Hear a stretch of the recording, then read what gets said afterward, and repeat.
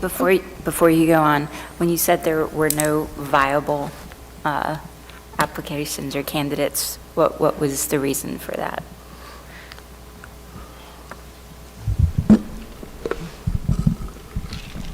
That's a great question, Commissioner.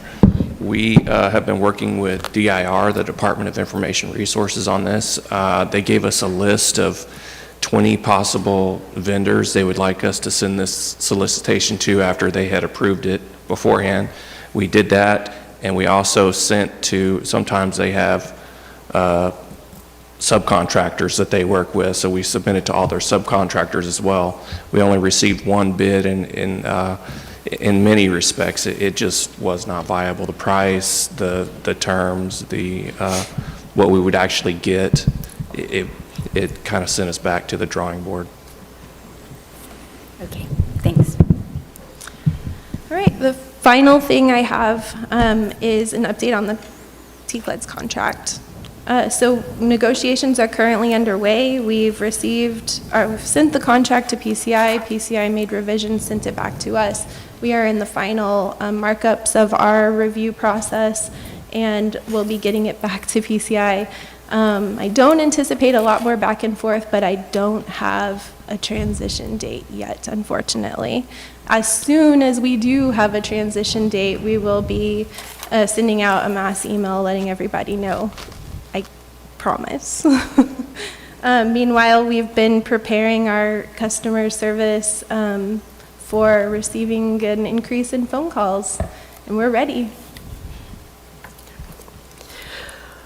Well, a couple of questions. I know that you said you had an influx on the shopping cart. Were you able to handle that influx of orders okay? No problems or issues? Yeah. We have seen about 40% photo ID card purchases, 60% certificate purchases, and the turnaround time has been remarkably good. I mean, Credentialing has been printing those certificates in a day and getting them out. Okay. Well, and we want to thank the Sunset Commission for the previous report, because I think that's allowed us to be in this position where we have upgraded technology and we're able to provide a much higher level of service to the constituents that we serve throughout the state. So very much appreciate their review and assistance. As you talk about the bids for TSS, what do you need? Is there anything that we can do to assist you to get more interest in that, or do we need to, do you have other needs from, budget perspective, contact perspective? How can we help? I actually think we're positioned better now to go out for bid for a contract for services to improve upon what we have. When we originally went out for bid, we started with nothing. We didn't even have the developer on staff at the time, that Justin Wofford, who created TSS. So we're in a better spot. Okay. I know I've received some feedback on the issue of the file, the length of the files, and depending on the agency, that and the person's history, it can be quite large. So, do we have a timeline for that being remedied? Yeah, like I said, we did some research on different solutions, reached out to different vendors. We're in the process of purchasing the solution right now, meaning the requisition is going through approvals. Okay. And implementation should be fairly quick once we do get our hands on the product. Would you say fairly quick? Because I know we have some, I know some of the folks in the audience, and I know you don't know. I know you can't pinpoint, we're going to sign this September 1st. I know you can't do that. But for a lot of the folks in the audience, are we looking at 30 days, 90 days? Do you have a feel? It will definitely be under 90 days. Under 90 days? Mm-hmm. Okay. Any other questions? Madam Chair, May I take just a moment and throw in and answer one other, or speak to one other thing that I'm getting constant questions about, and that's the purchase of TCLEDs.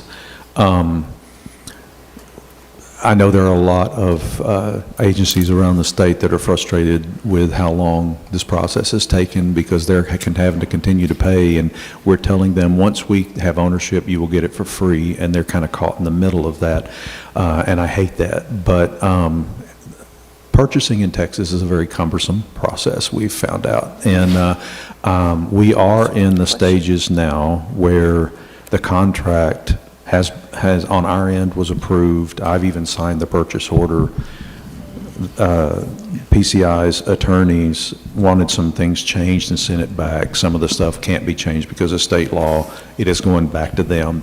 We're in that stage, but I honestly believe we're very close to getting it closed out. And so I wanted to kind of make that as a public statement that we don't see this pushing out much further at all before this finally does get approved. The money's there, the purchase order's been signed, everything's ready to go. It's just getting this contract finally done, and I'm hoping that's done pretty quickly. So I get those questions quite a bit from around the state, and I want to take the opportunity to speak to it. Yes, I think we received those also. So, is there anything that we can do, anything that you need from us? No, ma'am, I appreciate it. It's just in that, it's the attorneys. What can I say? I'm sorry. Look at us. We're the good ones here. It's the attorneys. So it'll all get worked out, and I'm sure that everybody's just trying to protect their side, and but it's going to work out. It's going to get there. I did want to highlight that the information you gave us, it's really great that our call abandonment rate has really gone down. So that's definitely a testament to the program working, email responses, all these things working in conjunction is really making a difference. So I'm looking forward to seeing that go below the 10% next time we're here. We've been working on that in preparation for what we know is going to be a lot more phone calls once we start supporting TCLEDs. Yeah. And I think all of us have probably received feedback on the increased level of service and enhanced service, and we're getting, I know I'm getting a lot of positive comments from different folks, at least up in the North Texas area as well as across the state. They're very appreciative of the enhanced communications. They appreciate the information that's being pushed out. It's always been available to people, but you had to go to the information. And as we all know, we're bombarded with information overload each and every day. So people have a tendency just not to have the time or take the time or forget that the information is there. They just have to go to it. So having it come to them, that's been very much appreciated. So I know it's been a lot of hard work. It's been a journey, but thank you very much. And again, thanks to the Sunset Commission for providing that feedback. It's pretty amazing what a few extra resources will do to help you get stuff done. Absolutely. It really is. Well, I kind of felt like TCOLE was probably about 15 to 20 years behind other state agencies and really behind what our constituents expect and what they need. We're also serving a very tech-savvy new generation coming forward, and that doesn't know any different. That's their only foundation of normal. So appreciate it very much. And we will move on to Director Colin Grissom, who will talk to us about credentialing in field services, sir. Good morning, Madam Chair, Commissioners. We'll start talking about education services and update. Education services is currently working on the first TCOLE conference in years. We started off by sending previous conference attendees and training providers a survey to try and help identify those topics that the regulated community want to hear about, and give them more a voice in selecting what we're going to be doing at the conference. We got a lot of good feedback, a lot of interest in learning what their peers are doing in Texas. What is Texas doing about Texas problems is kind of a common theme.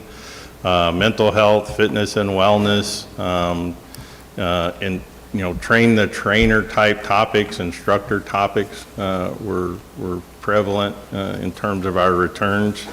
So we are working at identifying speakers, some other things that'll be seen at the conference. Let me back up and give the dates. The conference dates are October 24th through the 27th in Corpus Christi. Some of the other things we heard is with the increase in TCLEDs, some user training on TCLEDs, both at the agency management level, but also the academy reporting to this. At this time, it still amazes me that some academy coordinator training provider don't realize the reports they can already run within their account in terms of diagnostics and test management and some of those things. So we're going to be more deliberate or give opportunities. The conference will primarily be breakout sessions. So there will be fewer of the big general sessions.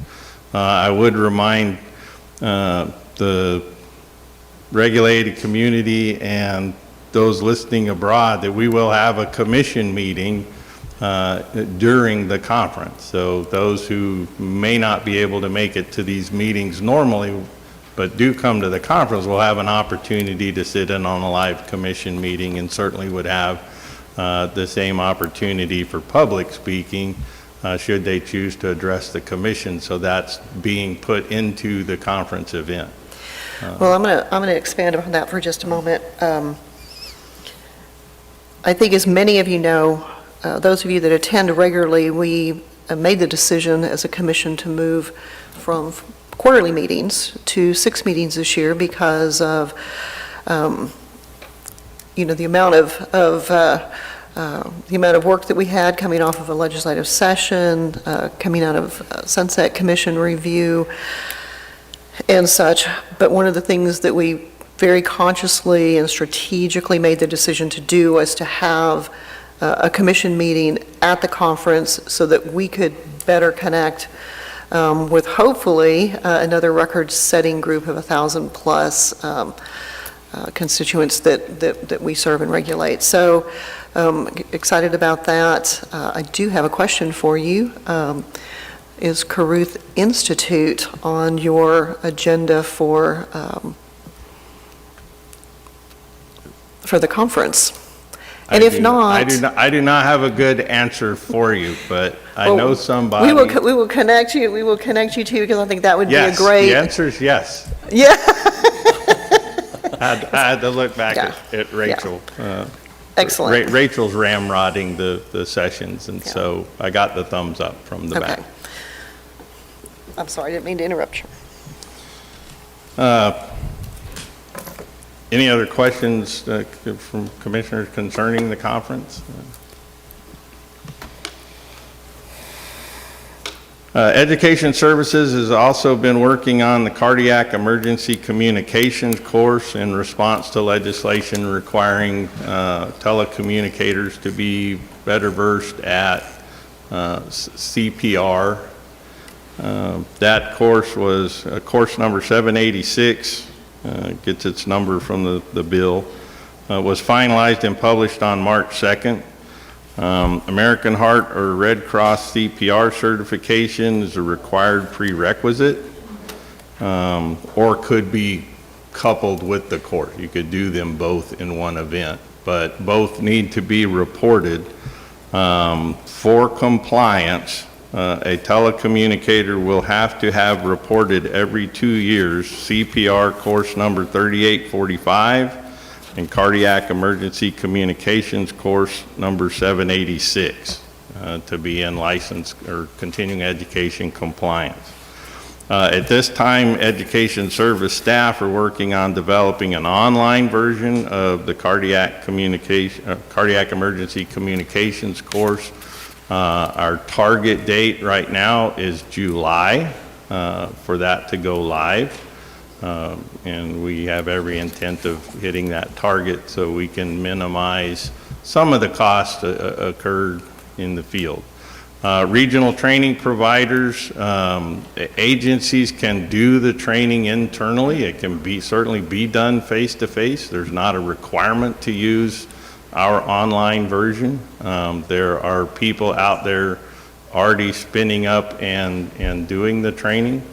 The first compliance run for this would be the 2325 training unit. So this will need to be in that unit. Every licensed telecommunicator would have to have it to be compliant in the 2325 unit. Still currently working on the salary survey that's required of us to give to the governor, lieutenant governor, and speaker of the House prior to the next session. The report will detail peace officer pay versus cost of living and also compare it across state lines with other states. That is in progress. Turning to credentialing and field services, our out-of-state applications are, we're already at 360 approved at this point in the year, whereas last fiscal year we made it to 413. So it seems to have stabilized some. I think we're going to be in that 400 range again this year. California still leads the number of states that people are fleeing to come be peace officers in Texas. Military requests or people coming from the military with military police backgrounds seeking licensure through that process in Texas remains stable this year. Phone calls coming through credentialing. Since March 14th, they've handled 4,900 calls, or received 4,900 calls, accurately handled 4,712, so we have an abandonment rate of 3%. Down from 15%. So we're driving below, that level, and that's attributable to now having our queue back full of employees. We still have one that we'll put on. We're offering a last position that hopefully will come on board at the end of June. So as we get more whole, we get more responsive, of course, in phone calls and email responses. But we are trying to drive to a very low abandonment rate. And lots of different things can lead to abandonment. If I put you on hold for 5 seconds and you hang up, that you've abandoned it. We didn't abandon you, but we still count that. So we're trying to be more responsive via that process. And Colin, just as a reminder too, if people are tuning in for the first time or don't recall, the number of people that you have handling those 4,900 calls? 4.5 supervisor gets in the queue. It's funneled through a very small group of very diligent people. So thank you for that, for recognizing that. Moving to field services, Tom Bickers, those of you who are in Region 6, the North Central Texas region, Tom Bickers has notified us of his intent to retire again. This will be his second retirement. August 31 of this year, so we will ultimately have an opening in Region 6. Normally we would open that up to see if any other field agents want to transfer first, and then subsequently we would fill that. I suspect we won't see transfers. We had a recent opening in the Houston region, and that was made. Most field service agents are comfortable in their area of responsibility and don't intend to move. So we will probably be hiring direct into that region. We also have Carrie Mckinney in Region 5, Northeast Texas, was recently elected in a runoff election as the Constitutional County Judge of Anderson County, a position he held prior to coming to work for us. So we wish Carrie luck. We will arguably lose him in December. His intent is to stay on at December. But he will be installed as the county judge in Anderson County in January. So we will end up having those field service positions to fill as they become open. Cullen, would you let us know as those jobs post, would you send that out to the commissioners, because that gives us the opportunity to forward that on to different groups within our region, and we may be able to help recruit? Absolutely, absolutely. Brian and I can make that happen, because Brian actually sends them out internally, so we can certainly add y'all to our internal, and would appreciate your recruitment efforts on our behalf. So we can certainly do that. Update on Region 4, Patrick Atchison, formerly of Victoria, has accepted that position. He'll start June 20th, serving the Houston metro area, formerly Doug Stout's area. In the interim period, Captain Richard Gutierrez has been servicing that area with some help from Derry Minor out of the south. And so we'll be happy to have that one filled. He'll enter training, our equivalent of field training on audits and stuff, the end of this month. So we'll be whole in Region 4 at that point. FSAs continue, or field service agents. Yes. I learned. Field service agents continue to work with their constituent agencies on the TSS background check transition, the secure share site. That is probably one of their biggest calls right now. Most of them are forwarded to the staff who specifically handles it, but mechanically we're trying to get the field service agents out there to get the gospel out to the weeds in terms of using the system. And so they continue to do that. Is that the preference for our constituents, is to have them contact their field service agents? If it's a secure share question or a background question, actually if they would call the people who operate that system, that's their most efficient call.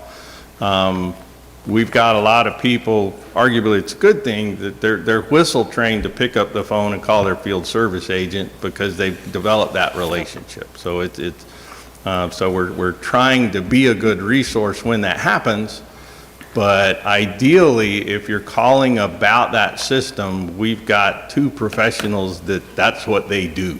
Okay. And so the fastest answer would be to call How do people them. find that? Ma'am? How do people find that? If I have a question, how do I get to those two people? What's the fastest, website. easiest way? They can call into the 7700 phone queue, and it'll be routed. So the phone queue's actually, you can touch any part of the agency by calling into the 7700 phone queue. So that's the most efficient. You can remember the one number. They will get you, or the system will get you to where you need to be.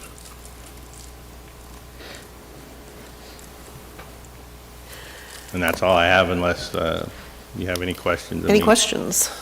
Just one, please. Colin, you were talking back to the conference, and I'm excited. I'm looking forward to it. There are, a survey was done for what type of training everyone's looking for. Can you just give us an idea of what type of, what the results were from those surveys as to the type of training be available? Most of it, some of it's anecdotal. It had a thing at the bottom. The gist of it, a lot of people, our constituents want something they can walk away with and use and make actionable. Not theoretical, not warm, fuzzy things. They mechanically want something they can take back to their agency or their academy and put into practice. And some of the topics were mental health related. Some of the topics were legal. What is a Brady list and why is that important and what does that mean to us as an agency? So be happy to share the outcome. Rachel actually produced a really good document that kind of dices where the things wound up. And be happy to publish that. I just don't have it with me, unfortunately. Maybe at our next meeting, it'll be available? Sure. But there's fitness and wellness, there's legal topics, there's a lot of interest in how do I get the most out of TCLEDs. And I actually see that as going further as we grow. Once we get in it and we can make it more useful, because our chief technology officer is driving the staff to make it more useful to the end user. I see that as being a recurring issue that we probably need to address at the conference. Here's the new reports you can do in TCLEDs and get the feedback. I think It's a two-way, and I think that's some of our expectation at the conference in the stuff dealing with TCOLE systems, whether it's TCLEDs, TSS, is we want that active feedback. We're always open to it, but the conference gives us an open forum in a breakout session to say, I have this problem, it would be nice if I could print this report in TCLEDs. So those are some of the things that we're looking at in terms of conference breakout sessions. Yeah, and please let us know as you identify topics, if you need assistance or contacts for instructors for those various topics. Please let us know if there's any way that we as a commission can help you. Yes, ma'am. One of the things I failed to report is once we got that back, Rachel and her staff actually put out a call for proposals to training coordinators and training providers asking in some of those areas. Some of them, as you pointed out, interest, we have a partnership with Caruth, so that's an easy phone call to say Caruth or, Meadows Mental Health Policy Institute, can you help us deal with this topic that the constituents have identified? So some of those we directly ask people we know who have the wisdom, but we also did put out a call for proposals and receive some good proposals back as a result of that call. Any other questions? We will move on to Government Relations Director's report, Director Grigsby, and I think for you, the session never ends. Yes, ma'am, I'm afraid that's correct. The Texas legislature is allegedly a part-time session, but it doesn't feel that way lately. So as you have heard multiple times, the sunset meetings that we have begun having have been quite productive, I think. And the opportunity for in-person meetings have allowed for some discussions that have resulted in shared understandings that may have gotten lost a little bit in translation with the virtual meetings that we had during our review, and time limitations, because you can only sit in front of a screen for so long at a time. So it's been, I think, a very productive process so far. Andrew McConnell and Sadie Smeck from our Sunset Review team are here today, and I appreciate them being here. And Can I ask you just to raise your hands so that everyone knows who you are? If anyone has any comments or questions, they will be with us, I think, throughout the meeting today. And I will also point out that there is a public comment forum available for any of our regulated community that would like to provide input. We've got a link to that on our website's homepage, and you can also access that through the Sunset Commission website as well. You heard about Miss Sarah Flott at the April meeting, but didn't have the opportunity to meet her since we were out of town. But she is here today, and I would like her to stand and let y'all get to meet her and recognize her. You've been getting emails on a few different topics, including news articles, and she's done an amazing job with us so far, and I'm very happy to have her here. And part of her duties is helping get ready for interim committee hearings, and we've had 2 of those so far. The Senate Veterans Affairs Committee met to discuss trauma-affected veterans course that we have in response to an interim charge that they've got on first responder training related to veterans' mental health. The same day, actually, the House Committee on Homeland Security and Public Safety was discussing the implementation of legislation, in particular House Bill 3712 that deals with model policies and the basic peace officer course and some new items that needed to be included in that course, as well as Senate Bill 24, which you've heard quite a bit about today, even though it wasn't specifically referenced, that created the TCOLE Secure Share program and the background confirmation process. So we had the opportunity to provide an update on that. We also discussed law enforcement fatalities in relation to the Commission's Peace Officers Memorial responsibilities related to an interim charge on situations that pose the greatest risk to law enforcement. I will give you just a quick overview. There were some statistics that we provided during that hearing that I thought were interesting. Of the 65 law enforcement personnel honored for their death in the line of duty from 2017 to 2021, 5 were some type of accident, 13 were non-COVID medical deaths, 15 were vehicle-related, including 1 aircraft, and 32 were from gunfire. Just thought those were some interesting little tidbits there. We do anticipate another interim hearing that unfortunately has come out of the tragedy from Uvalde. The Lieutenant Governor has created the Senate Committee on Protecting All Texans, which we anticipate will hold a hearing in the next couple of weeks. Their charges include school safety, mental health, social media, police training, and firearm safety. And so we will be meeting with their staff in preparation for those anticipated hearings. Speaking of Uvalde, it's been a very difficult and challenging time, I think, for everybody in law enforcement, and a busy time at TCOLE, and related to that as we start fielding questions about training for our officers and the school marshal program as well. We've gotten countless media inquiries on both of those items, and legislative interest as well. You know, what can we do in our district to help protect schools? What does TCOLE provide in terms of training? And quite a few new school marshal inquiries, as Commissioner Atkins knows quite well. So we are looking at doing potentially a legislative day at some point this summer, and also a media day at Commissioner Atkins' shop in Abilene later this summer. So just trying to help get the word out on what this program can provide, TCOLE's role in it, and doing everything that we can, as we've said, to help protect our schools. I wanted to also point out, following the Uvalde incident, there was a need for officer mental health resources, and I would like to recognize our partners at the Caruth Police Institute. They did a fantastic job of stepping up and creating a plan that would help fill that void in a very quick manner. I know Chief Spivey is here today, and so I wanted to thank him and his team for their quick response on that. And the last things I have, since our last meeting, we had the Peace Officers Memorial Ceremony on May 1st. I think it went off quite successfully, and we honored our 62 current and 59 historical fallen law enforcement personnel. There are more than 80 names still under review from COVID deaths in 20 and 2021, plus at least 14 this year.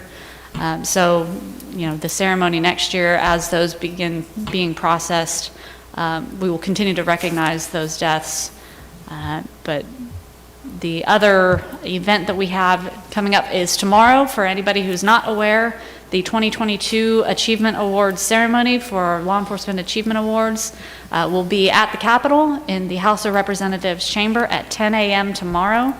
We will be honoring a total of 48 recipients, 39 for valor, 5 for public service, and 4 for professional achievement. And Commissioner Lomo, I know one of your priorities has been trying to make sure that the word is out on those achievement awards and getting more than just the same agencies submitting names. And I am proud to inform you all that tomorrow's recipients will be representing 24 different law enforcement agencies from across the state. So I think that word is getting out, and we are excited to recognize them tomorrow. Well, I want to thank you personally for the work that you've done and the communication, but also want to thank the agencies. It takes a little bit of time to sit down and write about the great work that our folks are doing, but what an incredible way to recognize some of the great work that's occurring by all of our law enforcement folks across the state of Texas. And we have a duty. We have a duty to help recognize our folks. So I appreciate all of those who took the time to submit their folks, but also want to thank you for the work that you've personally done, but also the committee. It takes some time and effort to go through the applications and to make the selections. So appreciate everyone that was involved in the process. So, any questions? And last but not least, we go to our Finance Director's report. Brian Roth. Good morning, Commissioners. You have in your packet the normal financial report, including expenditures and revenue. So far this fiscal year in the HR realm, we've hired 16 new employees, which is quite a few for TCOLE. And as the Executive Director mentioned, 2 of those have been hired since the last Commission meeting. In financial operations, we've been operating 2 grants. We have, since the last Commission meeting, 100% completed the curriculum grant. That was a great kickstart, and with the legislature giving us extra resources for education services, I think we're in a much, much better place we are than we have been with our curriculum. Our school marshal grant, as we've been talking a little bit about, is 44% complete. We've recently completed the agency strategic plan, trained new agency staff, worked on the financial aspects of the TCOLE online payment processing system, completed a base reconciliation report, and completed grant reporting. We are currently working on the sunset process, the purchase of the TCLED system, our legislative appropriation request, the secure share application purchase, of course the TCOLE conference, exceptional items, and the testing of a CAPS financial systems upgrade. With that, I'd be happy to answer any questions you might have. Brian, I just had one. Can you just briefly go into the difference in the curriculum grant expenses versus revenue? We seem to, it looks like we have 61,000 plus in expenses and 48 plus in revenue. That's just a timing issue. Those will eventually even out. Gotcha. Yes. Because we actually pay for expenses first and then get reimbursed by the governor's office. That's what Okay, on the school marshal grant, you said 40%. Are we seeing that there's going to be another grant come out? Do we know with all of this? Thanks for that question. I think it is safe to say that the school marshal grant program will continue to be funded by the governor's office. Okay.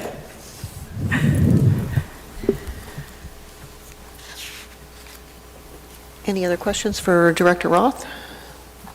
Okay. Does anyone have a motion regarding the reports? We don't have to have a motion, but I just thought I would ask if anyone has a motion. I make a motion to accept the reports as presented. Second. We have a motion and a second. All those in favor say aye. Aye. Any opposed, same sign. Motion passes. We're going to move to agenda item number 5, and we are all very excited to have some special guests with us today. We have folks here from the Caruth Police Institute that are here talking to us about the Texas Law Enforcement Peer Network, and unfortunately how timely it is that you're here to make the presentation. So I know many of us know who you are, so as you do come up to speak, I just ask that you introduce yourselves, and I speak on behalf of not only the commissioners but the staff, but we appreciate you being here. We appreciate you traveling down to Austin to share this information, not just with us here today, those of us watching, but I'm hoping that we can get the word out too, that these meetings are recorded, and so if people want information, they can go to the meeting and receive this information also. I know you're doing a great job getting out throughout the state and educating people, but we have a lot of folks to get this information out to in a great need. So thank you so much for being here. Thank you, Madam Chair. I appreciate that endorsement, and the information that we have, we can't get out fast enough and we can't get out wide enough. My name is Jeff Spivey. I am the Executive Director of the Caruth Police Institute at the University of North Texas at Dallas. I'm joined this morning by President Mong, the President of the University, and the Statewide Director of the Texas Law Enforcement Peer Network, who you will hear from in just a moment. Our role here this morning is to present to the Commission and to all of those who are watching what the Texas Law Enforcement Peer Network is, how it came to be, the work that we've done, and the work that still needs to be done across the state of Texas to support the men and women of law enforcement. And we appreciate the opportunity to address the Commission. I also want to thank Director Vickers and his staff for the support that they have continued to provide for us. The resources, the connections, truly have been invaluable, and our ability to work very closely with them. I know that Mr. Grissom made mention of our response, and Gretchen made mention of our response to Uvalde. That didn't just happen.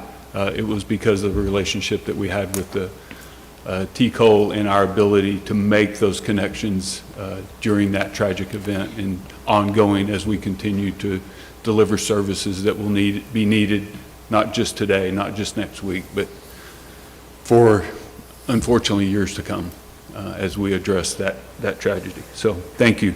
I believe you all have the handout that we have. It's a PowerPoint presentation that's been reduced to paper. On it, you will see the Texas Law Enforcement Peer Network emblem logo at the top. We want to talk about how we started. As you know, Senate Bill 64 was passed in the last legislative session. That directed TCOLE to identify a partner to provide a law enforcement peer network for the state of Texas. TCOLE and the Caruth Police Institute entered into an agreement, and we began the process of identifying and standing up a statewide peer network, which I will tell you hasn't been done anywhere else in the country, so we were starting from scratch. And I think what we've been able to develop, while there's still work that needs to be done, while there's still things that we want to accomplish, has been successful. When we started the process, we looked at the state and we tried to determine how do you deploy a peer network, and where do you center those services across the state. When we went to the legislature and asked for funding for this network, we were actually given about half of the funding that we requested. We identified 6 regional directors and a statewide director as we presented this legislation as being necessary to truly reach the state of Texas. As you probably know, about 90% of all law enforcement agencies in the state of Texas have 50 sworn personnel or less. And so as we were looking at the heat map of where we could put those limited resources that we were given, we looked at those large metropolitan areas, knowing that although that's where the vast majority of our sworn personnel existed, those agencies typically have the resources necessary to provide those peer services. And we really wanted to be strategic in where we put the regional directors, where we house those regions, to try to have the impact on the law enforcement community in those areas that didn't have the resources, that didn't have access to services, because those men and women suffered just as much as our police officers in the urban environments. And so with the help of chiefs like Chief Ellis in Belton, Chief Harvey in Farr, we were able to identify those two regions and have had regional directors there. And you'll hear Mr. Skellinger talk to that as he goes through the process.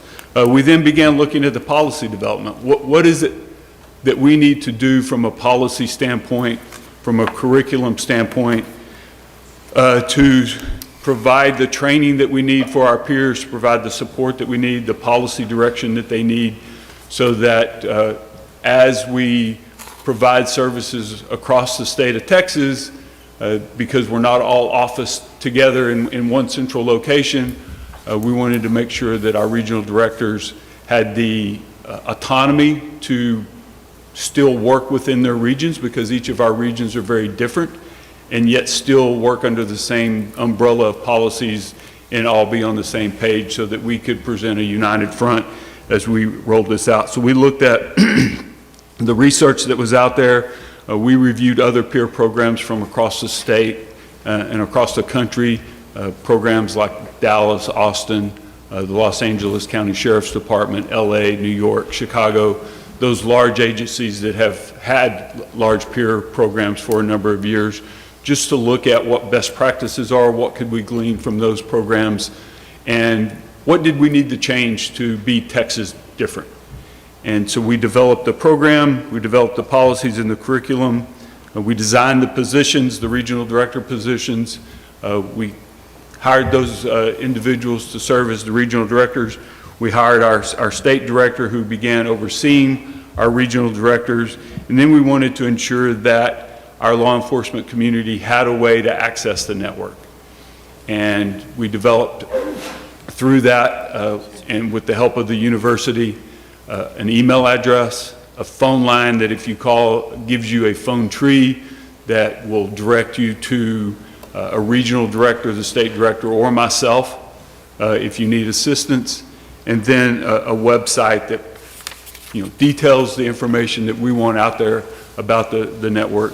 But I think one of the things that sets us apart and really was born out of the lack of funding that we received was the phone app, the smartphone app that we developed. Not that we developed, we hired the developers to do so. Man, that would definitely be outside of my realm of expertise. But we did find an organization that helped us develop this app. We've deployed the app. It's available on all platforms. And that gives you access, immediate access to request services, whether you're in crisis right then or whether you have time to seek out assistance. You have that availability at your fingertips on your smartphone.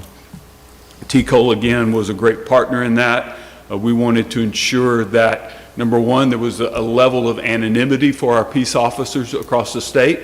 Unfortunately, not all administrators see the seeking out of mental health services as a part of what should be expected in a profession that exposes our people to daily trauma. And the idea or thought that there could be some retaliation against a peace officer seeking those services was something we wanted to avoid. The app allows that anonymity and allows that immediacy for those services. As we looked at the statewide footprint and began delivering those trainings that Mr. Skellinger will speak to, we really have created that statewide footprint that we need. We've begun those trainings and really spreading our peer resources across the state and making them available for anyone who needs them. As you know, partnerships are incredibly vital to the success of any program. We've been fortunate in that we entered into an agreement with Copline, a nationally recognized crisis hotline in the public service arena that has agreed to provide us that 24/7 immediate access to clinical services, so that if you're not comfortable using the peer network, or if you're in crisis right now and you can't wait to make that peer connection, there's a button on the app that gives you direct services to Copline. Services to Copline is on our website. It's on the phone tree that you call.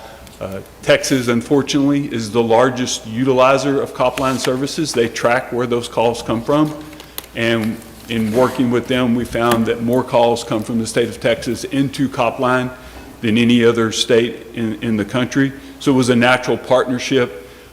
In calling Copline now, if you're not in an immediate crisis, Copline now refers you back to the peer network so that you have someone in the state that you can work with directly to help you through whatever that challenge is that you're facing. We've also entered into a partnership with Endeavors. Endeavors has been a part of the Texas community for over 50 years. They're based in San Antonio, provide clinical support. Typically, what they're known for, and really how we became involved with them, was their work with our veteran population, and they've been very instrumental in helping us design clinical support for our first responders, our police officers as well. And then last thing that I'll cover before turning it over to Mr. Skellinger is the ongoing support and advisement. As we continue to grow the network, what we recognize are there are a number of people across the state who have good ideas, who have access to resources, who have that wisdom that we're going to need for our network to continue to be successful. And we'll be standing up an advisory board to help give us that direction. What came out of Uvalde as we began trying to put together those resources and reaching across the state to identify personnel that we could send into Uvalde or personnel we could have on standby, having that professional wisdom at our fingertips through an advisory board we found would be very beneficial to us. With that, I'm going to turn it over to Mr. Skellinger, let him tell you about the current status of the network, and then we'll both be available to answer any questions the commission may have. Yeah, and I just, Jeff, you brought up a great point that we had law enforcement officers from throughout the state of Texas that responded to Uvalde. So the need for services is not going to just be isolated. The officers that traveled there to assist are potentially going to, reach out or need the services also, so. Well, and, excuse me, to that, Madam Chair, one of the things that, we work very closely, and I know many of you are familiar with B.J. Wagner, who's with the Meadows Mental Health Policy Institute. We work very closely with her. She was in my role when Senate Bill 64 was passed. She really envisioned this network. In our response to Uvalde, what she directed us and ensured that we were taken care of was that trauma that exists in these other communities around the state who have experienced similar incidents, Odessa, El Paso, Santa Fe, and ensuring that, or knowing that these types of events can trigger those past memories, ensuring that we provided services to those communities as well, and not just focus our efforts, certainly where they're needed at the immediate moment in Uvalde, but recognizing those triggering events could occur as well. So, thank you.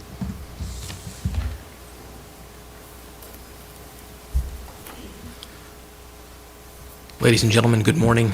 I'm very grateful for the opportunity to be here to be able to talk a little bit about the status of the Texas Law Enforcement Peer Network. For those of you that don't know me, my name is Dustin Skellinger, and I am very fortunate to be able to serve currently as the director of the Peer Network for the state. As far as where we are at right now, we have a very robust and ever-growing list of culturally competent resources. Culturally competent meaning that they're familiar with and understand what officers go through, they have involvement with in the past. We want to ensure that when the officers reach out for a clinician or for help, that they're getting the right people helping them. Our peers are trained utilizing the TCOLE approved 6400 peer-to-peer training course, and they're available to support throughout the entire state. We'll get into the specifics as far as numbers, but we're able to be reached through many, many different venues using technology, obviously, to help us to be able to reach even the smallest of the departments throughout the state. We are heavily focused, and it's a very personal note of mine, to maintain the anonymity of the officers It's very important in order to develop a program like this that we earn the trust of those officers that are involved. And we do that by protecting their anonymity and by giving them the best care that we can throughout this process. Our current leadership team is comprised of myself as the state director.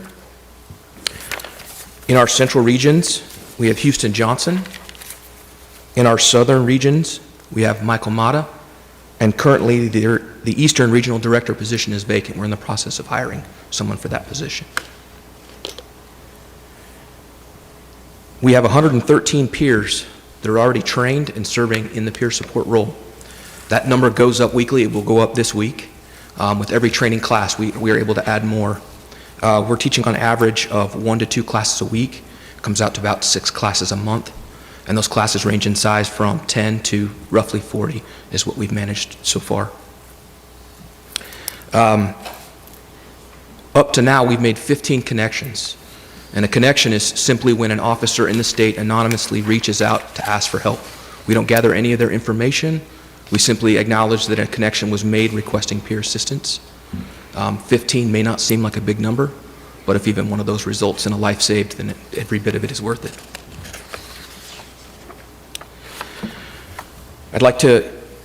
It's kind of strange to sit up here and read a phone number and an email, but I want to make sure that it's stressed that we can be reached in many, many ways and get out there the information to be able to reach out to us for those that may need it.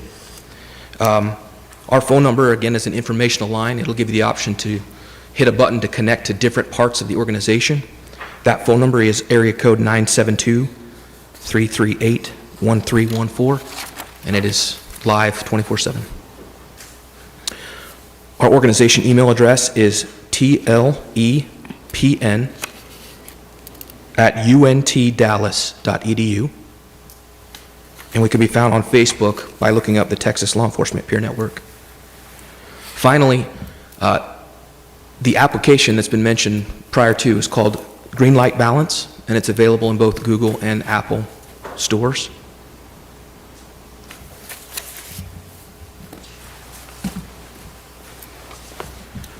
And then lastly, I'd just like to cover our future growth.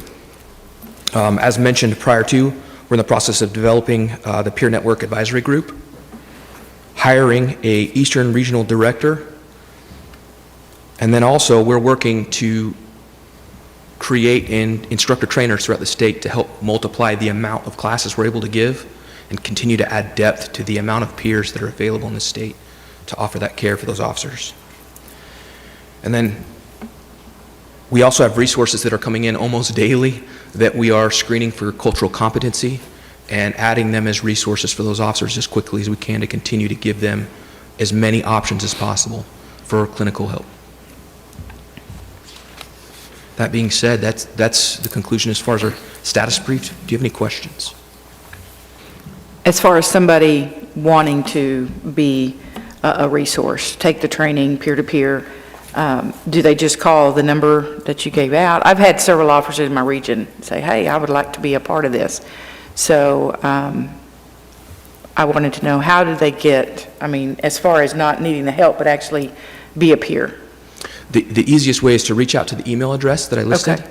And through that email address, I'll be able to see it and contact them. And that's happened many, many times as far as resources and folks that want to volunteer their time to be able to help with the program. Okay, all right, thank you. Any other questions? Yeah, and this can go to you or to Jeff.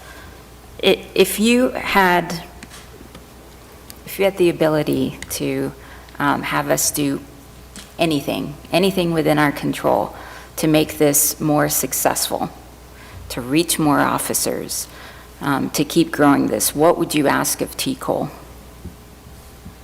I think just continuing what you've been doing up to this point as far as supporting and communicating and being clear that we're here and we're here to offer assistance. A lot of the growth is dependent upon earning that trust of those officers and word of mouth, passing throughout the state that we're here to help. Jeff, did you have any answer? I'm always going to take advantage of that question. Well, you should. To Mr. Skellinger's point, the TCOLE staff has been amazing in helping us get the word out through email blasts, through allowing us to attend the TCOLE conference in October to talk about the program, to continue to pass out information. I neglected earlier, we actually host, there's a code that you have to use to access and to download the app. Right. We actually host that code on the TCOLE site. So they've been a great partner for us and to us, but from a commission standpoint, obviously, you have a great amount of influence at the Capitol. The governor and his staff and the legislatures listen to you, especially during this sunset time. Funding the network fully will certainly be our priority going into January, ensuring that we're building out the most robust program that we can. There are close to 80,000 police officers in the state of Texas. We have 115 peers trained right now. We're nowhere near where we need to be, and certainly a lot of that is because we've just started the training in April. We just launched the network in April. But as we look to the future, we know we're going to need thousands of peers that are trained, that have the ability to deliver that service. And although their service is strictly voluntary, there's a great deal of funding that needs to happen behind the scenes to provide their training, their ongoing education, the support that they need to support our men and women of law enforcement. And then, unfortunately, when Senate Bill 64 was passed, it only addresses a small, not a small number, it only addresses a portion of Texas law enforcement in the state. It doesn't address every police officer in the state of Texas. Unfortunately, a school police officer who's identified very differently under the definition of a peace officer in the Code of Criminal Procedure is not covered by the peer network. And so we need to ensure that that is corrected. We need to look at providing services to our telecommunicators. They're affected by that same kind of trauma, even though they're not on the scene, picking up that telephone and listening to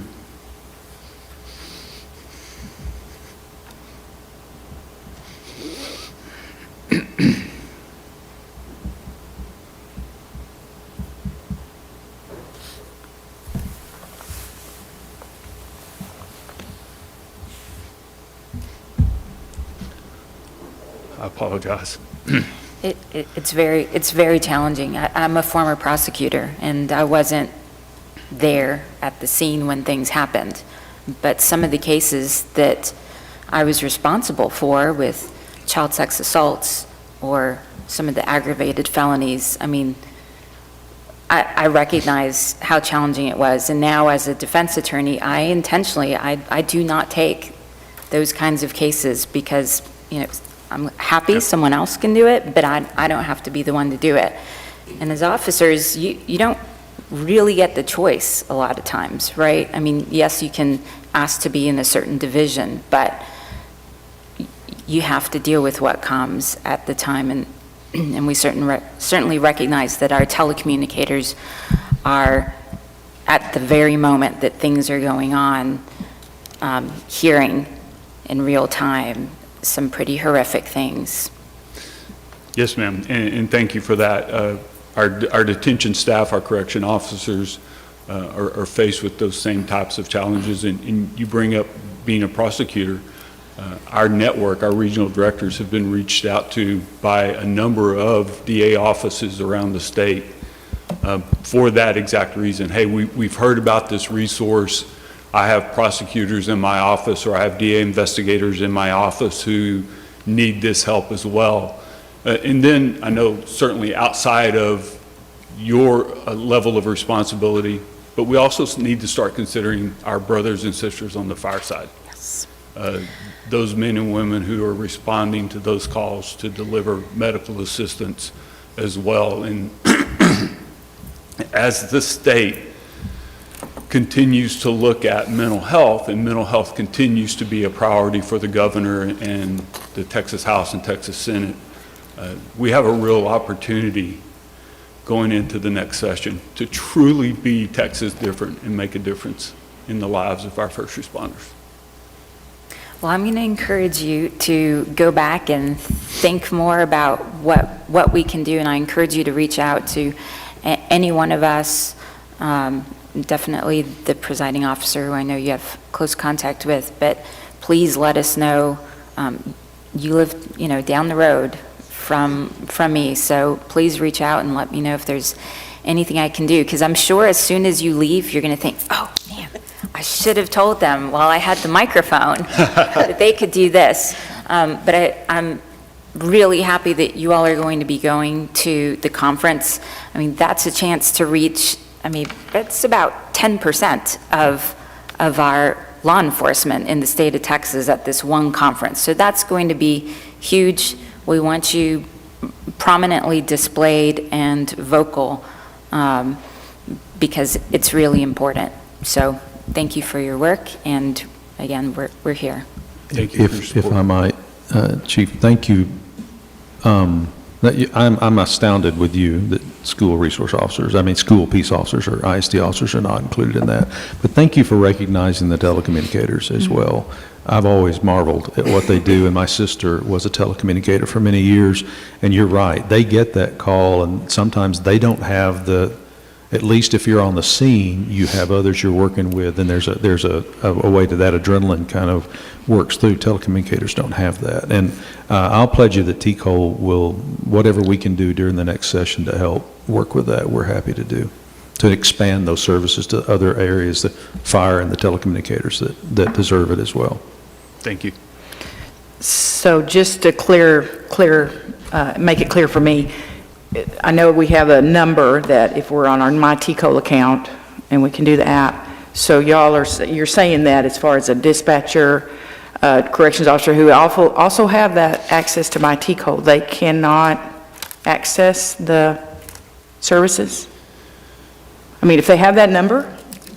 I'm just throwing that out there because I'm going to get those questions. I'm a regional training provider, so they're going to ask me. Yes, ma'am. And although the legislation doesn't specifically name and cover them, we're not denying services to anyone who reaches out. Okay.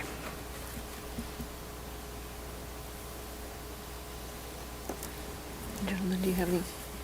Okay, thank you. No questions. Well, to go back to, I think, one of your initial comments, this is the beginning. And I think it's the beginning of potentially something great. We are very blessed to have had the funding and the support for this type of program. As you mentioned, we are the first state in the United States to have this. And we appreciate all of the legislators that did support us. We still have some work to do to go back and get increased and additional funding, not only for the program for law enforcement, but for EMS and fire also. Every administrator of a law enforcement agency and every president of a employee association has a role in this too. You have a duty and an obligation to get this communication out. We have that duty and obligation to make sure that all of our folks are aware of these resources and to have it available. I think we all very much appreciate and the recognition that you have that, our cops need the anonymity factor for this to be successful. And I think you clearly recognize and have addressed that. Jeff, you talked about relationships and partnerships, and that's critical. A challenge to all of this is to identify opportunities for us to communicate and get this message out, but also to rally support for this incredible program and services.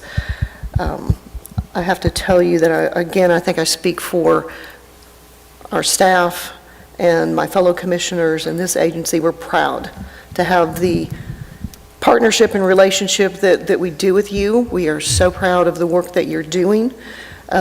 We appreciate it. I don't think we'll ever be able to know and quantify the lives that are saved, or the people that are helped. And I want to thank all of you again for traveling here. And Dr. Mong, I want to specifically recognize you, and part of it is my bias as the chief of a law enforcement agency at a university. I don't know that others will appreciate it to the extent that I do, but to have the president of an institution of higher education make the commitment to spend a day or day and a half to travel down here to be a part of this and to support the program is pretty monumental. It just doesn't happen very often.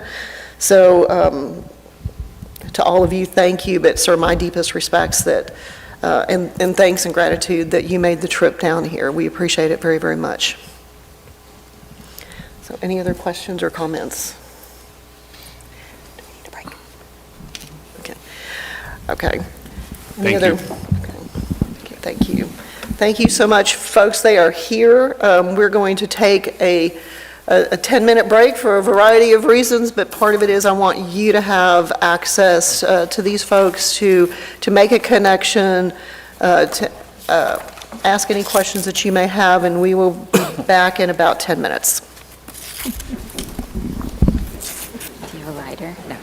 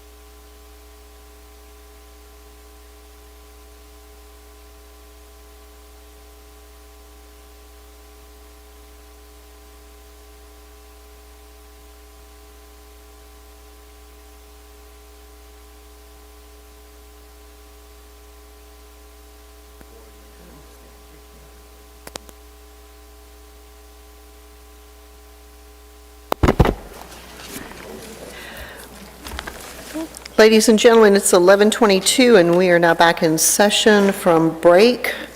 We are going to move to agenda item number 6, which is discuss and take action on the waiver for requirements of term surrender for Juan Ramirez Jr. Director Vickers. Thank you, Madam Chair. Just a little bit of an explanation coming into this. Mr. Ramirez, well, first off, I received a pretty impassioned letter from the Sheriff of Webb County who was asking for assistance with this. Mr. Ramirez, in 2014, accepted and entered into a term surrender of his license for 2 years. He satisfactorily completed that, and we have moved on from there. He is wanting to get back into law enforcement, which under a term surrender, he is allowed to do so, but it requires starting fresh with a new license, and they just go back through an academy and start as a new licensee. His waiver that he is asking, for which he is asking, is that he be allowed to not go back through a complete academy, but rather do the supplemental work that an officer would do that has already been through an academy, and come in like an officer that was inactive rather than surrendered their license and not go back through an academy.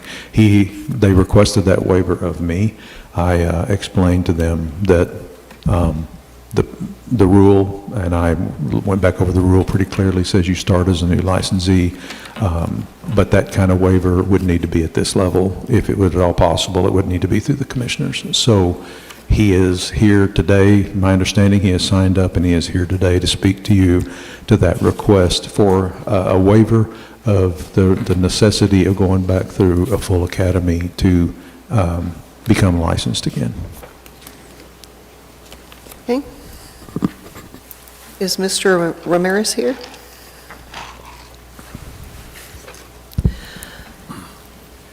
Sir, as you come up, if you'll please introduce yourself. Good morning. To the commissioners. My name is Juan Ramirez. Pardon me? Good morning. My name is Juan Ramirez, Jr. And would you talk with us a little bit about your request and the reason that you believe the rule should be waived for you and your situation? Yes, ma'am. And I'd like to give you, I won't take up too much of your time. I know you have a lot of more important issues, but I'd like to explain to you what had happened when I relinquished my license at that time. I always proved my innocence, and in the package that I gave you, I went ahead and requested the transcripts from the court where to the last day I pleaded innocence.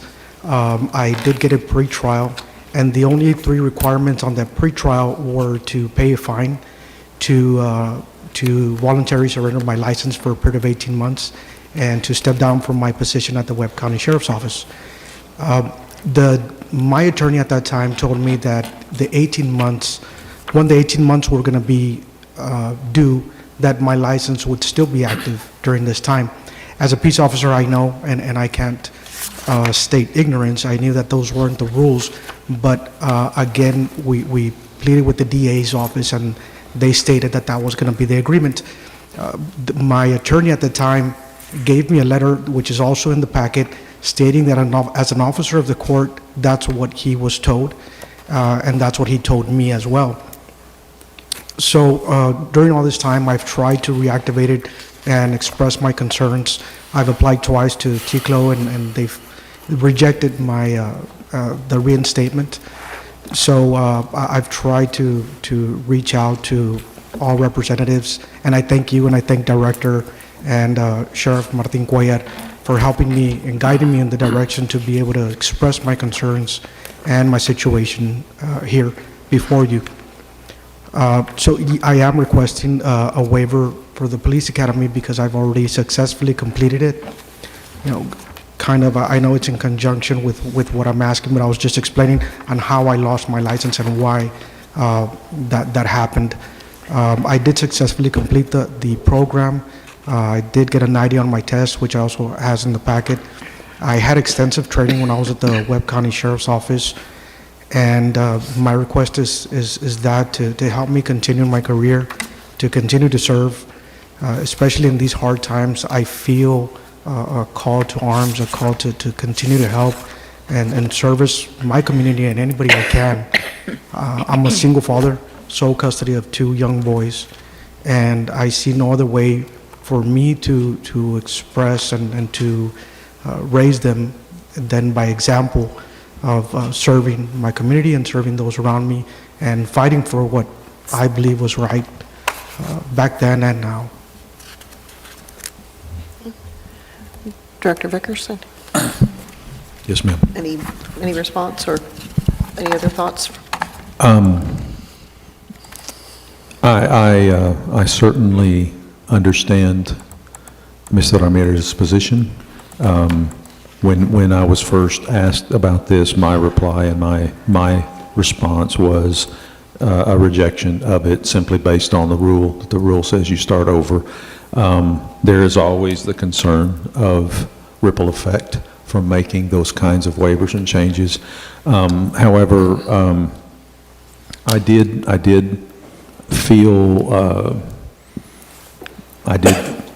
how sincere he was in what he was wanting to do, and felt like it at least needed to come before y'all to let you look at it. It is totally your decision, and yes, there are ripple effects for, I know we've made some pretty strong lines on permanent surrenders, that once it's permanent, it's done.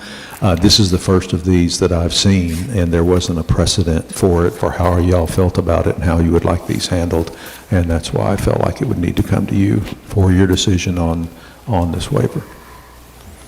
And if I may, I am more than willing or open to take any classes, any updates, any other programs. Unfortunately, financially, going to the police academy is my main reason why I couldn't take the time off to do that. But I am more than willing to show this commission and take any classes or any supplemental programs, hands-on training, anything needed to show and to prove that I am ready and willing to do anything needed to go back into service.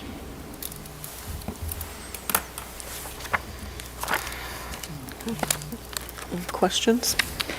Well, I guess one of the things, my main concern is what the original charge was. I mean, false report to a peace officer. That's, I mean, to me, and I know that pre-trial, it's now no longer there, but that's been my main concern when I looked at this was, you know, the charge itself. False report meaning you're basically lying about something, whether or not you went to a full trial, et cetera, but you agreed to pre-trial diversion, so. Yes, ma'am, and that is correct. Again, at that time, I was suspended without pay, waiting to see the outcome of the trial. And again, that's why it was very important to me, because I was innocent. It was an insurance fraud charge of more than $1,000, less than $5,000, and the false report to a police officer. I've always stated and will continue to state that my innocence. And again, that's why I printed out the transcripts, because I told the judge at the last minute that this was not a plea of guilty, that I continue to state my innocence. And unfortunately, because of trial and because of the DA's office and the arrangements that were made, I was willing to do that. But I told them that if my license was in jeopardy at any moment, I would find a way and wait to have my day in court. And that's when the DA's office did say, this does not mean you're guilty. It's just a pretrial to, so you can go around this. The judge dismissed everything and expunged everything in 6 months when it was supposed to be approximately 2 years. So I think all of that, talks a little bit about everything that I said and everything that the attorney said, and then goes towards the case. But I do understand your concern. What have you done since then? Of course, it was in 14, 15, 2 years, you're done, complete. This is now 2022, so I'm wanting to know the difference. I mean, what has changed over these last 3 or 4, 5 years or 6 years that now you're coming to us? Yes, ma'am. Since I was little, I was raised to serve. And I know it sounds corny, but that's the way we're raised as a family. I continue to volunteer in Habitat for Humanity. I have amount of hours. I continue to serve my community. I have letters of recommendation from several city council members, from the commissioners, because I've always pledged my time to them in any kind of event that they can for the community. I try to run for service, and I also run for city council of my city to continue to serve, but endless hours of different programs where I've donated my time, volunteered materials, or anything that I can. I've continued to be involved in one way or another. I would say every month to something in particular.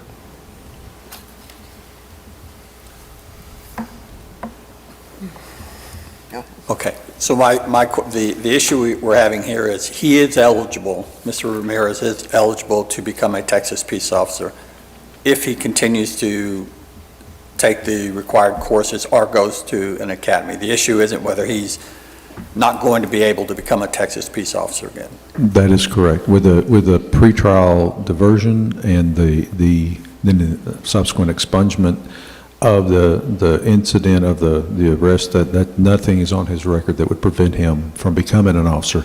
The total question is going back through a full academy or coming back in as you would if you were inactive, where you do the supplemental courses, and that's the question. 22313, surrender of license of rules. It says if accepted, the licensee is no longer licensed, effective on the beginning of the surrender, and except for permanent surrenders until such person applies for and meets the requirements of a new licensee. It has been the practice of, and the following of that rule, that if we have somebody with a term surrender that wanted to come back in, they started fresh back into an academy. That is what the waiver request is for, is instead of going back through an academy, since he has already completed one, Mr. Ramirez would like to come in with supplemental courses, and you would, as if somebody that had already gone through an academy, it would be a waiver of that rule, is what he's requesting. Thank you.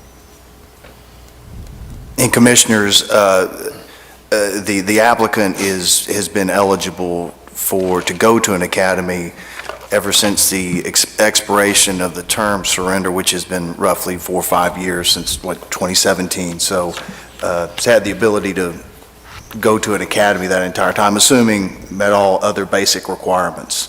And also draw your attention, I know there was some discussion earlier about knowledge of the effects of entering into a temporary or permanent surrender, and it's been recurring every time you have one of these waiver applications come before you, and I just want us to go through to make sure that we're all on the same page as to what these surrenders say and what the follow-up documentation says as well.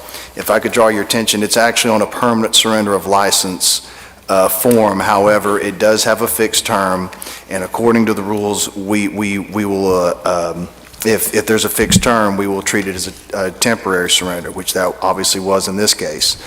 But specifically, there's a paragraph, and it says, I understand that as a result of my surrender, I am no longer licensed to serve in any capacity requiring licensure by TCOLE. I have been provided with a copy of the surrender of license rule in effect as of this date, and I am aware that this surrender should include a summary for the reason for surrender. And that's in your packet. It was signed by Mr. Ramirez along with the summary of the reason for surrender, which details the criminal charges which were dropped in lieu of him turning in his term surrender. So that was the circumstances for which the surrender happened. And I also want to draw your attention to the letter dated February 11th, 2015, sent by the Commission, acknowledging the receipt of that temporary surrender. If you go down to the second paragraph, effective October 29th, 2014, it reiterates, you are no longer licensed by TCOLE and will remain unlicensed until you apply and meet the requirements of a new licensee. And the reason I go through all this, again, is I want to ensure that we're all aware of what I think is very clear language regarding what the effects of a term or permanent surrender is, and it's reiterated by the confirmation letter that's sent to the licensee. I do have a green card that was attached to the February 11th, 2015 letter. It was signed for Mr. Ramirez, so that was at least 2 instances, one on the temporary surrender and one on the confirmation letter sent by TCOLE to the DA's office, the Webb County SO, and Mr. Ramirez regarding the effects of the term surrender.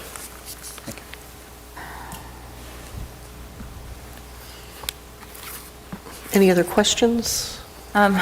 So I can definitely see both sides of this one, and obviously this is why the decision was not made by the executive director, and it's coming to us. On one hand, I mean, I can definitely pick out language that Mr. Beecham read, things that you signed and received, stating, and the language of it is very important. The form itself, where you put the term of 18 months, is under a permanent, Also, I did make a decision on it. I refused, and the appeal is to y'all. That's so right. that you know That's that right. there was a decision made. This is an appeal for this, is what this is. And which makes sense because, again, this is the side I'm arguing right now, is this is what the rules say. The rules say if a license has been surrendered at any point, you have to go back through a BPOC, right, and start all over if you're eligible.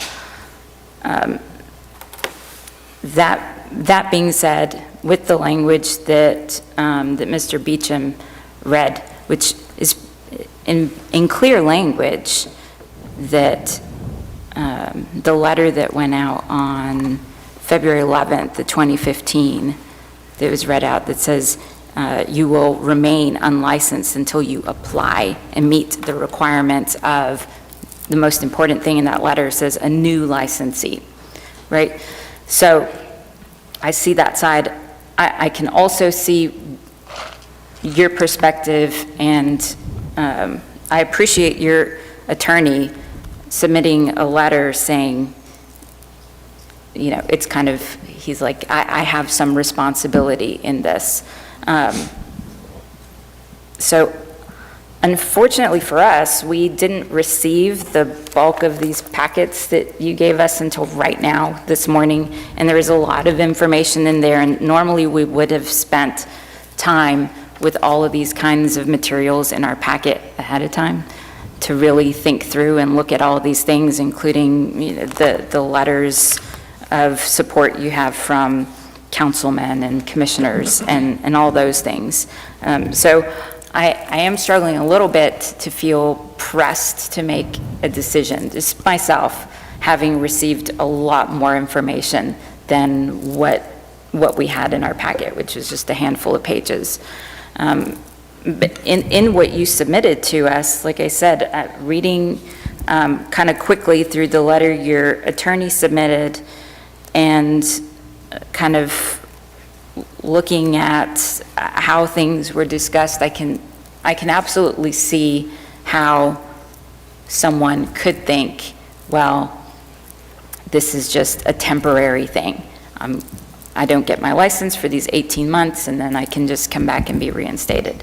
I can fully appreciate that, and I can, again, actually your attorney's letter is carrying some weight with me, because I can definitely understand we've had individuals that have come before us asking for waivers, and they've done things in the criminal justice system and didn't understand the implications when they did not have an attorney. Here, you did have an attorney to help you in the process, and unfortunately, this really important language and procedure wasn't taken into consideration. And again, kudos to him for owning up that he did not advise you the importance of what that meant, and that it did mean going back to a BPOC. And if you see, Council, if you see the original letter that is submitted from the DA's office, before I signed it, I reiterated in front of everybody, and I told them, but this is, the agreement is that the license is not in jeopardy, and they said yes again in front of my attorney. So that's why there's an original notation underneath where it says fixed term, because I pressed the issue as a peace officer, knowing the rules from TCOLE, and that's why, that's the only reason it states there. And then underneath my signature, I again wrote it, just so there wouldn't be any further misunderstandings, and you know, unfortunately, we're here with the misunderstanding. There's nothing more that I would like to reinstate my license, but if that is not the case, because there's, you know, too many procedures involved, I have been honored by the Webb County Sheriff's Office to fill out a new application. I have passed all the requirements, and like Director said, I am eligible. It's just the academy itself, the basic academy, the time and the financial aspect of attending the basic academy again. That's pretty much the waiver, whether it be a new license or whether it be the other one reinstated. But that's the waiver that we're asking for, is just to allow me to take anything that the commission sees fit to recuperate, instead of going to the basic academy again. Commissioner Burris, I also wanted to say, offer an apology that you didn't have this sooner, but we didn't have it. No, This hit the day before the deadline, and we had no opportunity. This is the first I've seen it as well. So we didn't have the opportunity to get it out to you, and I know that. And I understand that. I was made aware that we just received this right as, basically as we were walking in this morning.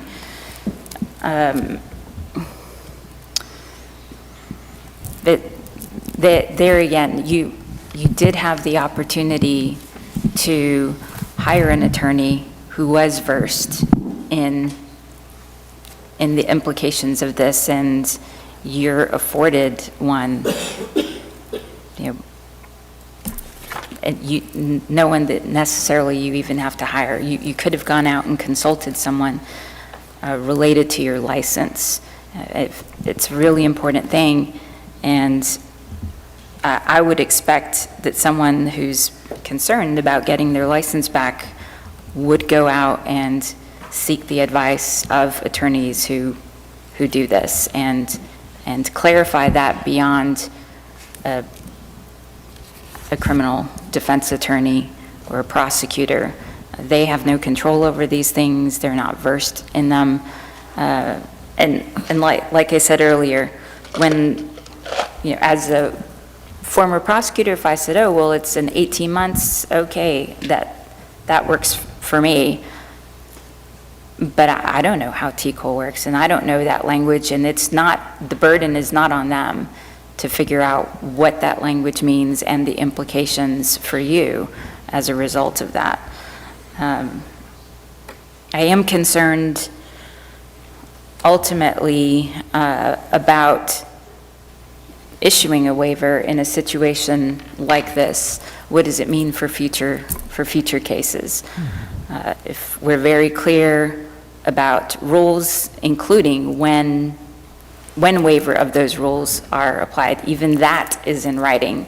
And this isn't one of those instances that we've delineated. It could be that in the future, now that a case like this has come to us, that we might want to consider, is this perhaps a future exception to the rules that we would like to take.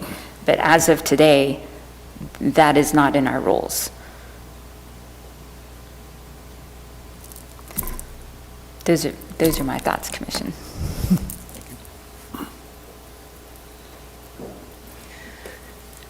So, Counselor, please correct me if I am mistaken, but we have the option on this agenda item to make a motion, or we have the option of not making a motion and not taking any further action. That's correct. Okay. So, that being said, do we have a motion?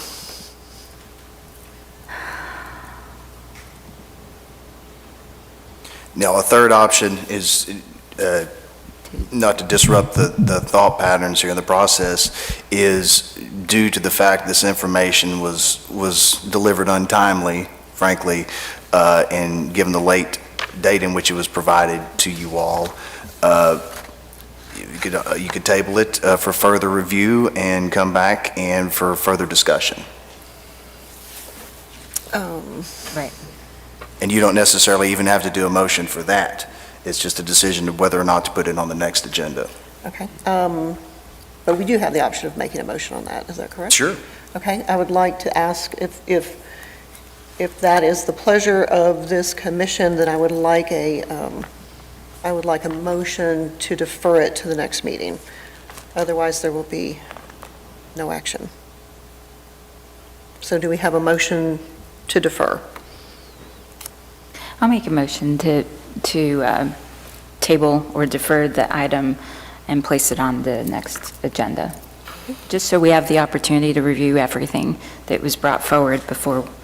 It is an important decision, and we'd like to take everything into consideration before making that decision. Okay, we have a motion. Do we have a second? Second.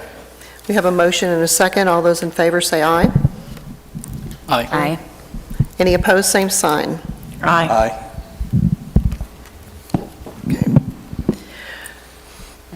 It's a tie, right? Do we need to do a roll call? Did you get it? No, roll call, please. Okay, we are going to do a roll call vote by commissioner. So do you want to call each of us, and then we'll... Sure. Commissioner Burris? Which portion of the table? Aye. Commissioner Atkins? Nay. Commissioner Hood? No. Commissioner Lozano? Aye. Commissioner Wilmot? Aye. I show 3, 4, and 2 against. Okay. So this will be on the agenda item for August, sir. Thank you, Mom. Thank you for your time.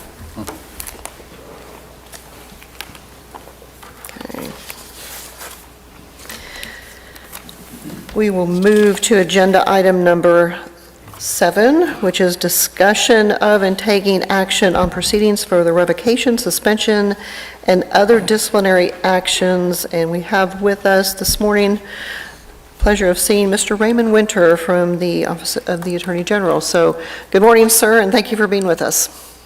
Good morning, Madam Chair, Commissioners. Pleasure to be here. You have 3 action items on your enforcement agenda this morning. All of these involve officers who failed to obtain their legislatively required continuing education for 3 different training cycles, subjecting them to disciplinary action, including revocation. The first 2 individuals, Adrian R. Pena and Gregory K. Phillips, both with Hidalgo County Constable Precinct 1, failed to respond to notice of the executive director's disciplinary proceedings and consequently are subject to default orders revoking their peace officer licenses. And the executive director presents those proposed default orders to you for your consideration. Again, these individuals failed to comply with legislatively mandated continuing education requirements 3 times. Okay. Any questions? No. Do we have a motion? I move that the commission accept and adopt the recommendations of the executive director to enter a default final order to revoke the licenses of Adrian Pena and Gregory K. Phillips. Okay. Do we have a second? Second. We have a motion and a second. All those in favor say aye. Aye. Any opposed, same sign. Motion passes. Mr. Winter. Commissioners, the next individual before you, Marcus Getz, likewise failed to comply with legislatively mandated continuing education requirements on 3 different occasions, subjecting his license to a revocation proceeding. He has signed the agreed waiver, agreeing to the revocation order, and he's actually mailed back in his peace officer credentials. So the executive director does recommend that you accept and approve this agreed revocation order for Mark S. Getz. Any questions? Do Do we have a motion? I move the commission accept and adopt the recommendations of the executive director to enter a final agreed revocation waiver for Mark S. Getz. We have a motion. Do we have a second? Second. We have a motion and a second. All those in favor say aye. Aye. Any opposed, same sign. Motion passes. Mr. Winter. Commissioners, the remaining items on your enforcement agenda are for information only. No action is required. There are 2 individuals who were the subject of statutory revocations by operation of law because of felony convictions. Their licenses were automatically statutorily revoked, requiring no action, no administrative hearing, no due process. There are permanent surrenders, individuals who, as part of plea bargain arrangements, agreed to surrender their licenses permanently. There are reprimands for administrative violations, failure to report, things of that nature, as well as reprimands for individuals who failed to obtain their legislatively mandated continuing education requirements. If you have any questions about any of these matters, we're available. Any questions? Thank you very much, sir, for being here this morning and for your time and your work. We appreciate you. Yes, ma'am. Thank you. Before we move to the next item, I just wanted to say this list of individuals who were reprimanded for failing to complete their CE hours is unfortunate how long it is. And I do want to note that TCOLE staff has been very, I don't know what words to use. You've been on top of it. I mean, you've been working really hard to let people know, hey, these deadlines are coming up, and the years are, it is kind of tricky, but I know you all have sent letters out multiple times to individuals. So there's just no reason for this, and it's unfortunate that happens, and I would like for law enforcement out there to understand that the first few people that we just kind of really quickly made these motions revoking the licenses of these individuals, it's really important that you keep track of your CEs. If you don't know, ask. If you don't know, ask again. If you still didn't understand the question and you forgot, ask again. Your license is your life, and not to say it's all of you, but I mean, this is your career, and it's really important for those that are in the audience, and sometimes it gets close, and I understand I also need to keep continuing education hours, and I let it go to the deadline sometimes, or sometimes conferences don't really work out, and now you have a bunch of hours to make up. It's really important because this is a 3 strikes you're out situation. And so I just want to remind those out there and listening that stay on top of your CEs and stay on top of your CEs. Great advice. Thank you, ma'am. Okay, for the next few agenda items, we discussed many of these in the workshop yesterday, so I will ask my fellow commissioners, we have the option of discussing and taking action, but I'm going to go through them, a few of these, and assume that we don't, but please correct me if you would like to discuss or take any action. Agenda item number 8 is discuss and take action on the progress of the strategic plan. Okay.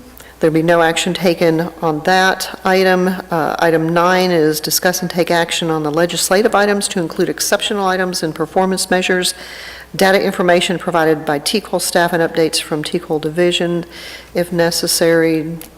Any comments or motions? I think we got an email from Brian last night related to this topic, and if you could just, for the public, mention what was in there. I thought it's good, nice and concise. There was a subcommittee created to deal with something called exceptional items, which are items in addition to what the state deems a base budget. There's 4 commissioners on the meeting, on the subcommittee, as well as command staff, to help identify what some of those exceptional items might be. We had the first of 4 scheduled meetings on May 25th. We went over kind of what exceptional items were, the timeline, how they kind of moved through the legislative process. We looked at previous exceptional items that the agency has requested, and we started digging into some potential exceptional items for the legislative session coming forward. And there were some great questions and asking staff of additional information for the next meeting, and we tried to provide that as well in the email. Yeah, it's great work that Commissioner Hood is the one leading the charge on that, and it sounds like there's really great work that's coming out of there. I'm excited to see their involvement and to learn from them and what they have to bring to us. So thank you for your work on that. Well, as Mr. Vickers always says, he's complimentary of his staff, and they are outstanding. So I have great help. And thank you again, sir, for being willing to serve as the chair of that subcommittee. Certainly. So I'm assuming no action. Okay, we have no action on that item. Agenda item number 10 is discuss and take action on the process, procedure, and qualifications related to the selection of the next executive director. We have another subcommittee that Commissioner Jana Atkins chairs that is in the process of developing a job description for the executive director. As soon as that process is completed, then the position will be posted. So the plan right now is to have a completed draft document or a document completed by the next meeting in August. So Commissioner Atkins, I don't know if you have anything else to add, or I believe we'll be having some additional meetings. And Yes, we're getting close, so we're going to get the draft and go from there. so, any other discussion or motion? So there'll be no action taken on that item. I'm going to skip past 11 for the moment and move to agenda item number 12, which is to receive public comment on any topic without action. Meaning, do we have anyone in the audience that would like to come up and make any comments, understanding that as a commission we are unable to take any action on comments or feedback that we get this morning?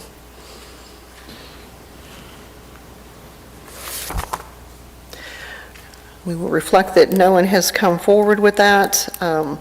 We will be going into executive session to discuss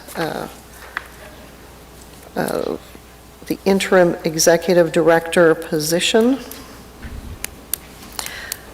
So at this time, I think we will ask Executive Director Vickers if you'll stay for the session, and we will hopefully be back, come back into session shortly.